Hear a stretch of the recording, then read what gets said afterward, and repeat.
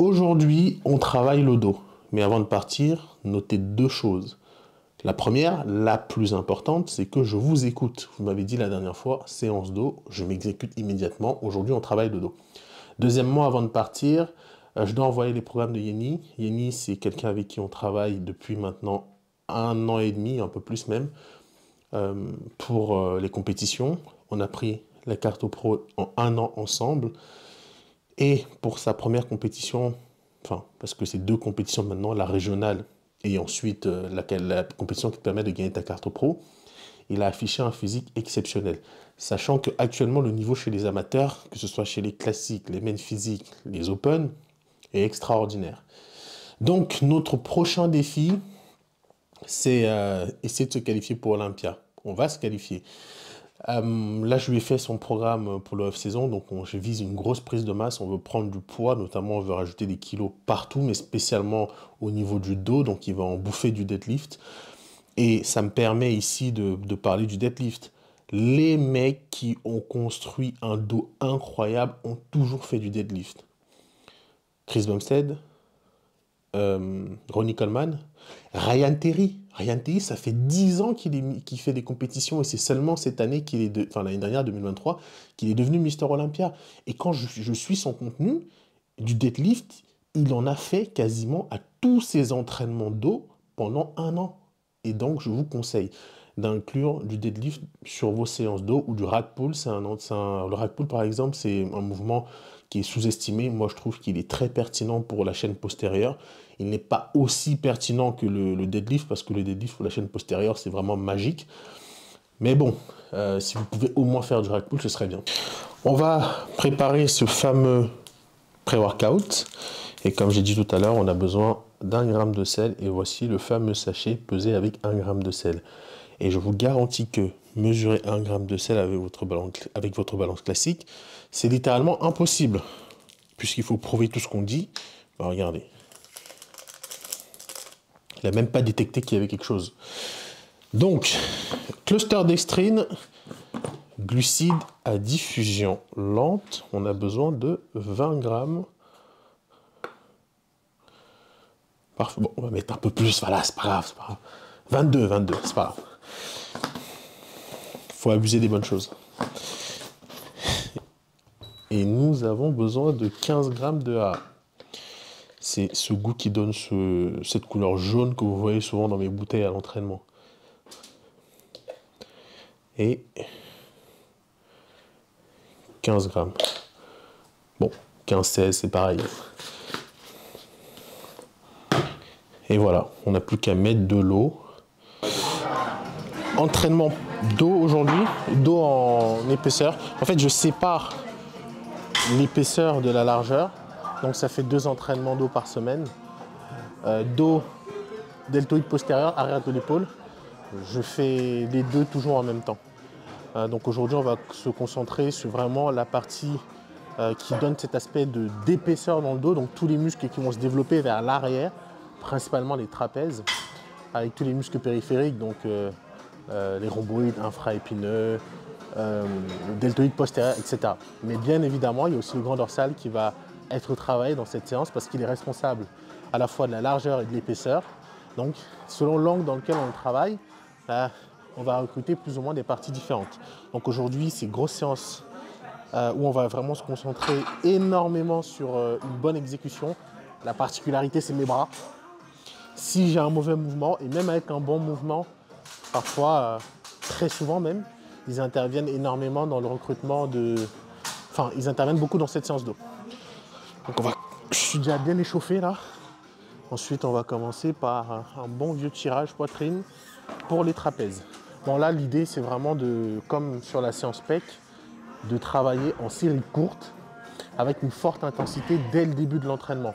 2 séries de travail par exercice et ça suffit largement. Bon, c'est parti. Première série. Je suis capable en temps normal de mettre plus que 90. Mais le problème, c'est que j'ai pas les bonnes sangles pour avoir les avant-bras et les biceps désengagés sur cette prise. Il faut que je les achète. Mais surtout, là, j'ai envie de me concentrer sur la qualité de mon exécution pour vraiment aller chercher mes trapèzes correctement.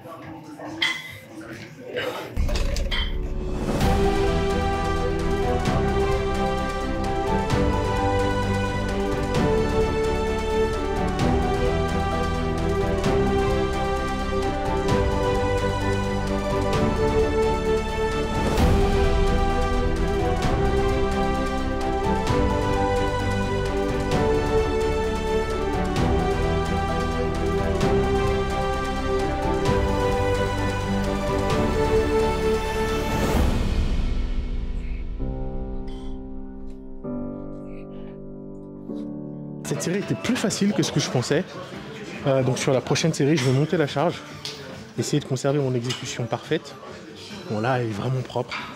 J'ai réussi à bien désengager mes avant-bras et mes biceps. Et surtout là, je sens très bien le recrutement de mes trapèzes. Franchement, je suis content d'avoir progressé autant sur la qualité d'exécution de mes exercices sur le dos. Parce qu'avant, c'était trop bourrin. C'était trop bourrin. Je n'arrivais pas vraiment à trouver le moyen de vraiment désengager mes avant-bras et mes biceps sur les exécutions du dos, notamment sur les tirages. Mais là, c'est top. Et je sens vraiment que mon dos est en train de progresser de fou. J'ai augmenté de 5 kg, c'est déjà plus que par rapport à la semaine dernière, c'est pas mal. Ce que j'essaye de faire chaque semaine, c'est d'augmenter mon volume d'entraînement hebdomadaire. Qu'est-ce que ça veut dire? Ça veut dire que de semaine en semaine, sur chacun de mes entraînements, j'essaye d'augmenter la charge. Ça peut être sur plusieurs paramètres, mais puisque le format dans lequel je suis se base beaucoup sur l'intensité et la charge, donc l'objectif c'est développer ma force, je vais plus augmenter la charge, parfois 1 ou 2 répétitions en plus, mais souvent la charge. Donc là c'est 5 kg en plus par rapport à la semaine dernière, c'est beaucoup. J'essaie de le faire sur plusieurs exercices, sur toutes les séances. C'est pas toujours le cas parce qu'il y a des semaines où je suis plus fatigué, il y a des semaines où j'ai moins d'énergie. Enfin, ça oscille un peu, mais ça oscille vers la hausse. Tant qu'il n'y a pas de chute brutale, tout va bien. Donc ça arrive à tout le monde. Je sais aussi qu'il y a beaucoup, par exemple, en coaching qui disent « Cette semaine, j'ai pas été suffisamment performant alors que la semaine dernière, j'étais beaucoup plus fort. » C'est normal. Qualité de semaine moins qualitative, fatigue nerveuse. Les raisons sont multiples. Mais c'est totalement normal. Mais gardez en tête que vous êtes en train de progresser. Et c'est pareil pour tout le monde. Allez.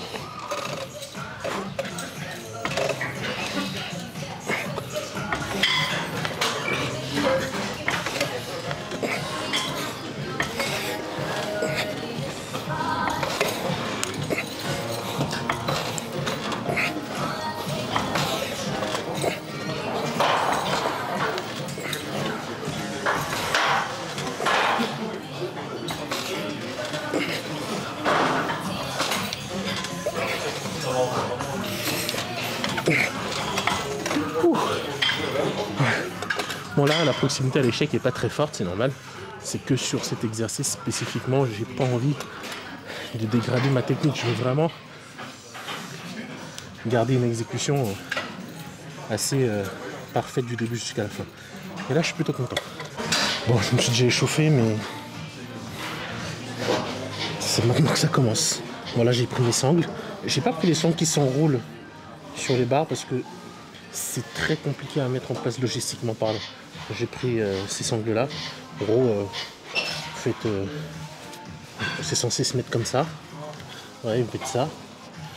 Après, vous passez comme ça. Et après, c'est bon. Sauf que bon, en permanence, je les garde comme ça et j'ai juste à faire ça. Donc, c'est extrêmement pratique. Seul, ça se met très bien. J'ai jamais eu vraiment de gros désengagements avec les sangles classiques. Alors qu'avec celle-ci, personnellement, ça m'a réussi énormément. Allez, on va essayer de faire entre 6 et 8 belles répétitions. L'intérêt d'avoir un gym bro aussi, hein, comme on dit, c'est aussi sur ce genre d'exercice de perdre moins d'énergie. Potentiellement, si je travaillais avec quelqu'un, il aurait pu déraquer la barre pour moi. Et là, j'aurais économisé de l'énergie pour une rep supplémentaire. Mais là, on va se débrouiller seul.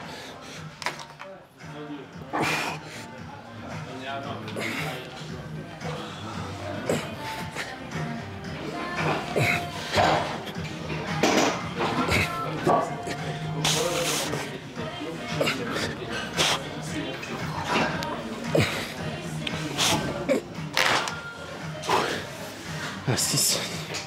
C'était lourd, hein. Ouais, c'était un peu dur, mais je pense que pour la prochaine, je vais baisser un peu la charge parce que j'aimerais bien, sur la phase de contraction, avoir un peu plus de contrôle. Là, c'était un peu bourrin. J'ai envie de dire, quand tu mets aussi lourd, le but, c'est pas d'avoir un tempo parfait.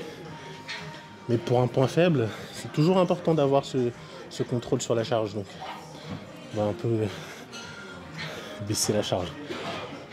Allez, là, on fait des belles répétitions.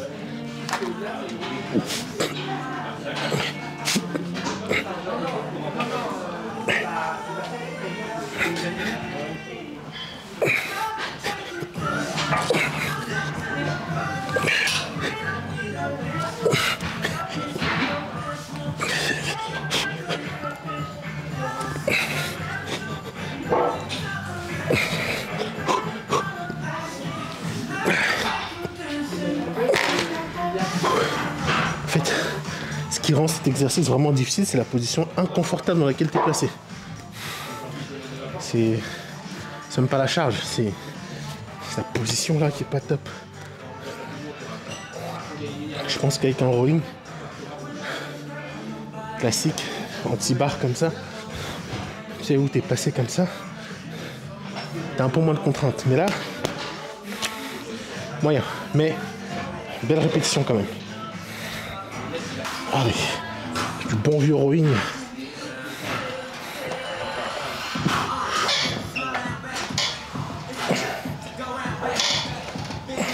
Bon, là je sens clairement que je peux mettre plus lourd. Ouais, je fais quoi, 2 répétitions, je vais faire 2 reps de l'autre côté aussi. Et je vais augmenter la charge.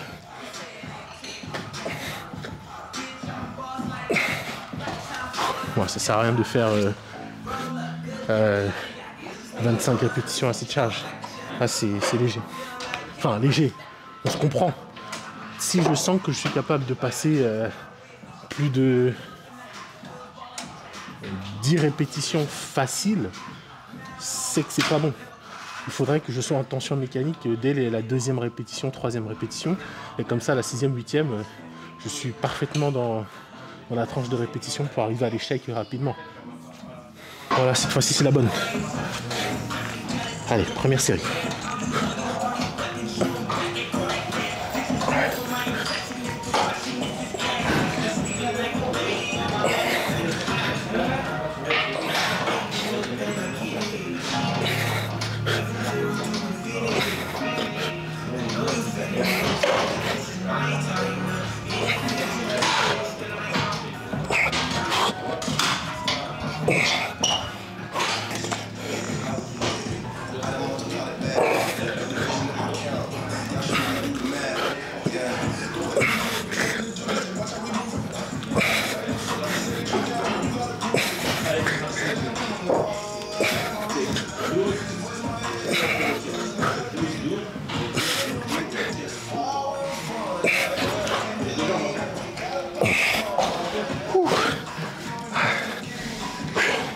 Ah là c'est pas mal. C'est pas mal, c'est pas mal.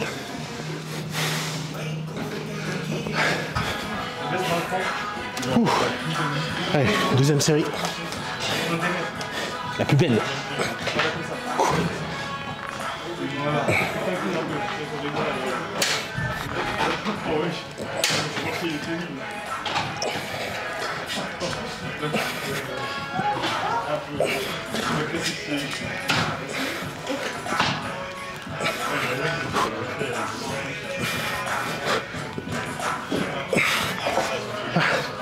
Vu que je me suis habitué à la charge, j'aurais pu mettre plus lourd et faire moins de reps. Mais bon, c'est pas grave.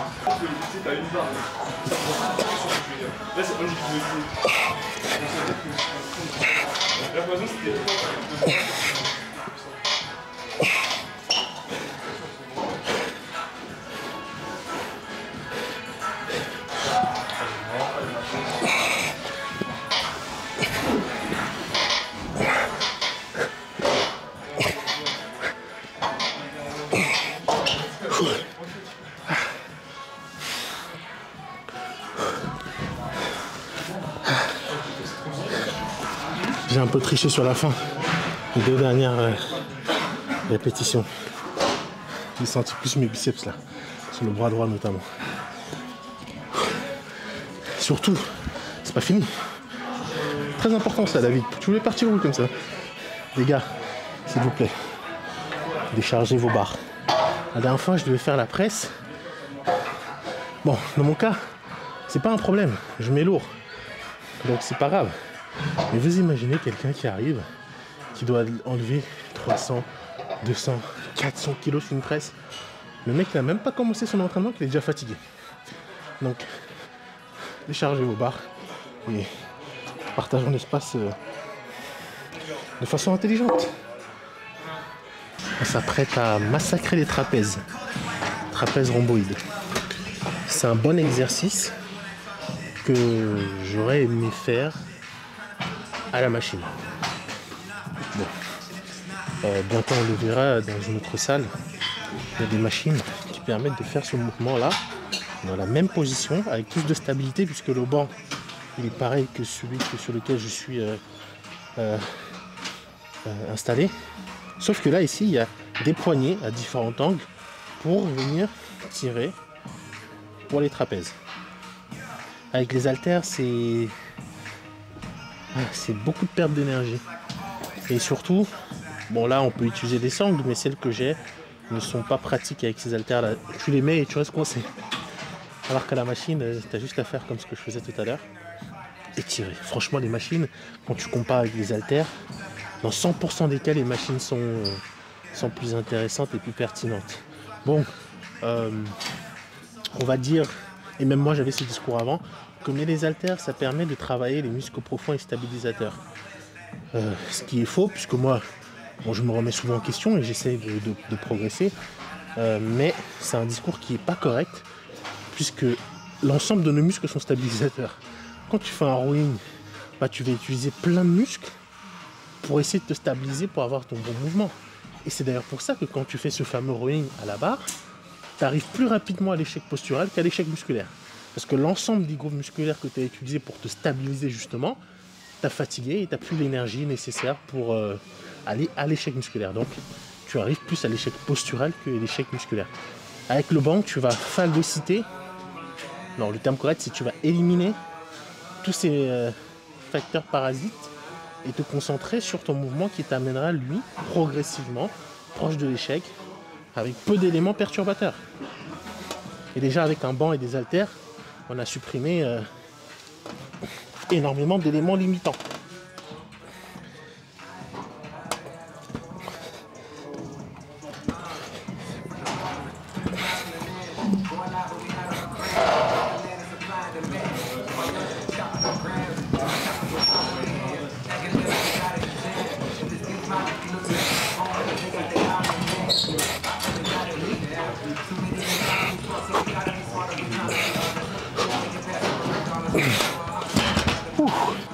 Bon, ça va. Les avant-bras ont été moins sollicités que ce que je pensais à l'origine. Dernière série.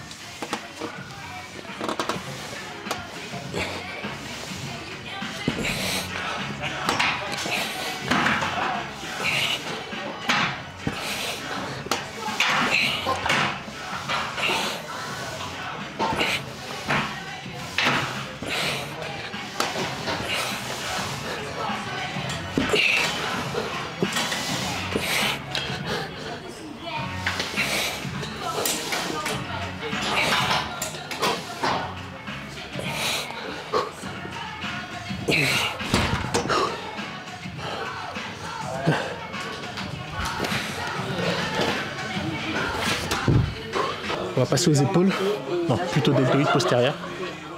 On va faire 2 exercices en biceps. Tirage rowing coude ouvert avec oiseau souvent incliné.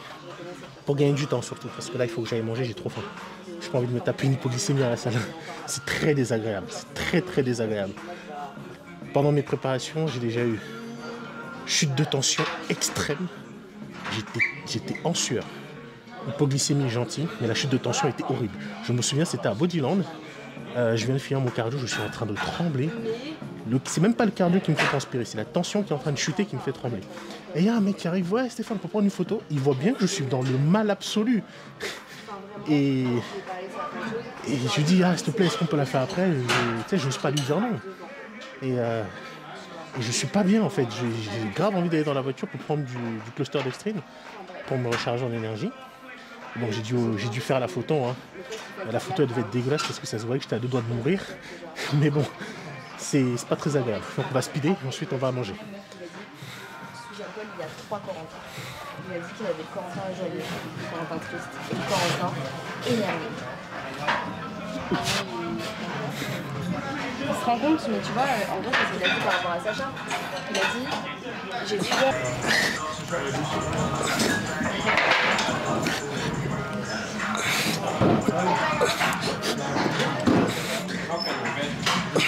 Et ça va, je lui dis ça va rien, tout ça, je vais.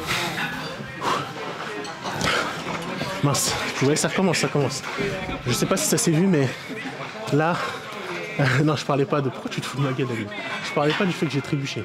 Je parlais du fait que je ne resserrais pas mes omoplates pendant mon exécution. Parce que le but, c'est travailler mon deltoïde postérieur, donc pas mes trapèzes. Donc quand je monte, j'évite de resserrer mes omoplates. Et c'est pareil ici. C'est aussi l'intérêt de se filmer quand on s'entraîne, quand on est tout seul. C'est voir ce qu'on fait pour corriger.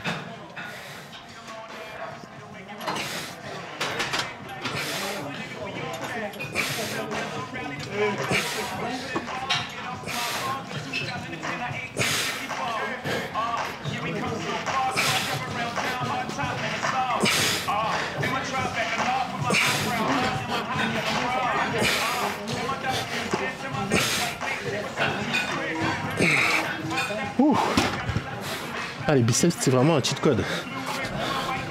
Pour gagner du temps, mais aussi pour avoir un entraînement plus métabolique, dépenser plus d'énergie, etc. Donc en phase de sèche, c'est très pertinent. Mais là, c'est...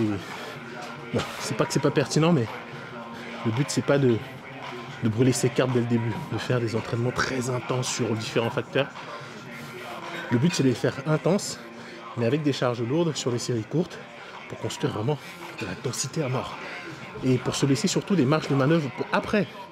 En sèche, on pourra faire des techniques d'intensification comme on a l'habitude de faire, mais pour le moment, c'est pas du tout nécessaire. Entraînement terminé. Bon, c'est la première fois, enfin pas la première fois, depuis quelques temps, je n'ai plus les biceps supra-congestionnés après les entraînements d'eau. Là, franchement, ça va. Est-ce que tu arrives à voir que le pic de biceps, il est en train de se dessiner?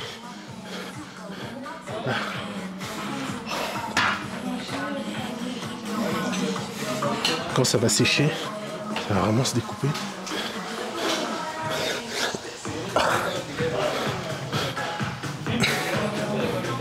Attends.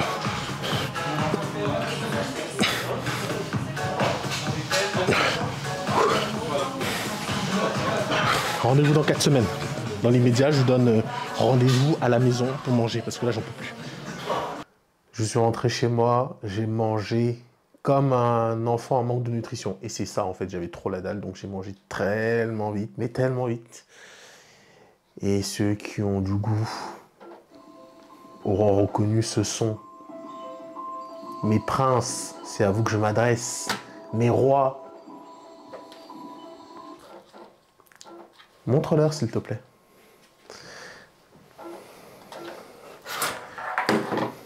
Et je peux le dire sans trembler à ce jeu, je suis imbattable. Manche 100, j'ai déjà traversé les manches 100. À ce jeu, j'ai passé les manches 100. Sans transpirer. Bon, à l'époque, j'avais pas de vie. Maintenant, j'en ai une. Donc, c'est limite manche 30. J'abandonne la partie. Mais à l'époque où j'avais pas de vie, où j'étais un sans vie, j'étais injouable à ce jeu. Et vous vous souvenez des rats qui volaient les zombies des autres? Je pouvais pas me les voir, ces gens. Tiens, toi, je te retiens. Toi, je te retiens. Quand tu vas mourir, je vais pas t'aider. À peine je me suis installé, il est déjà venu prendre ma place. C'est quoi ce bordel? On va rajouter un peu de sensibilité à la caméra pour bouger plus vite. Il y a des gens qui jouaient à l'époque avec la sensibilité 12. J'ai jamais compris ces gens. Ils étaient particulièrement forts et je les haïssais profondément. Moi, je m'en suis toujours limité à la 7. Je suis jamais allé plus loin.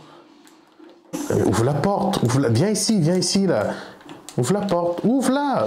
C'est moi qui ai ouvert quasiment toutes les portes, là. Viens ici. Mais tu vois, c'est le genre de mec que tu ne ressuscites pas quand il crève, lui. Viens ici, viens ici. Tu vas où, là? Ramène ta grosse tête ici, là. Viens, tu dois ouvrir. C'est-à-dire qu'il fait des points, il laisse les autres se taper le travail ingrat, c'est-à-dire d'ouvrir des portes, et lui, il en profite. Parce qu'il fait ça depuis le début de la partie. Il n'a ouvert aucune porte. Et pourtant, il a des points. Enfin, tu vois, il a plus de points que moi. Et moi, je fais pas de kill parce que je me tape tout le travail ingrat. C'est-à-dire surveiller les zones qu'ils ne veulent pas. Ouais, tiens, il est mort. Ah non, c'est pas lui. C'est pour ça que dans ce jeu, il ne faut jamais réanimer les mauvais. Voilà, tu vois, il est mort, je vais pas le réanimer. Alors toi, tu vas crever, mon pote, je te le dis. Hein. Je ne te réanimerai pas. Et déjà, je vais te snobber parce que tu m'as bien cassé les couilles depuis le début de la partie. Mais putain, laisse-le crever, merde! Je suis dans le téléporteur. Au calme!